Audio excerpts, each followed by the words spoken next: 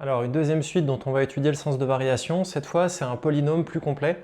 Donc les polynômes, souvent, c'est assez embêtant. On va voir ça après, il y a un petit truc qu'il faudra faire attention.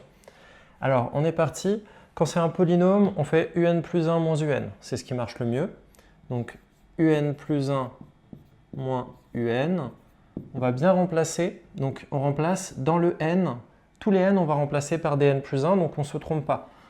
Alors, n plus 1 au carré, moins 3 facteurs de n plus 1, plus 12. Donc là, on a bien remplacé, c'est propre. Maintenant, on doit aussi remplacer tout le un. On fait gaffe, il y a un moins devant, donc on ne se fait pas avoir. Moins n carré, plus 3n, moins 12. Si tu as du mal avec les moins, tu mets une parenthèse. Tu prends une étape en plus. C'est important de ne pas se tromper, donc voilà, comme ça évite les erreurs. Donc là, n plus 1 au carré, on fait gaffe, c'est quoi? C'est une identité remarquable. Donc n carré plus 2n plus 1. Là, il y a un moins 3 en facteur, on distribue bien. Moins 3n, moins 3, plus 12, moins n carré, plus 3n, moins 12. Bon, c'est le moment où on ne va pas calculer tout ça, on va faire déjà des petites simplifications.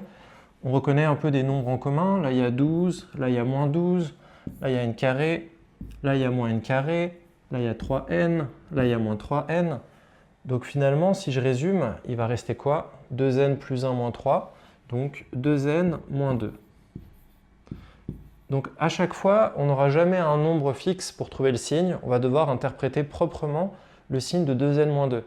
Alors 2n moins 2, il faut se poser la question, mais est-ce que c'est tout le temps positif? Est-ce que c'est tout le temps négatif? Ou est-ce que ça change? Donc souvent dans les polynômes, on aura un nombre qui va changer en cours de route. Donc moi, ce que je conseille de faire, c'est de prendre l'expression et de résoudre l'inéquation de à partir de quand c'est positif. Donc 2n moins 2, ça va être positif quand? Tout simplement quand 2n est supérieur à 2, donc quand n est supérieur ou égal à 1. Ça veut dire quoi? C'est assez évident, c'est que quand on remplace n par 1, eh bien ça va faire 2 fois 1, donc 2 moins 2, ça va faire 0, ça va s'annuler. Et au-delà, quand on a n qui vaut 2, qui vaut 3, etc., ce sera tout le temps positif. Donc là, ce qu'on peut dire, c'est un sera croissante. Un sera croissante à partir de n égale 1.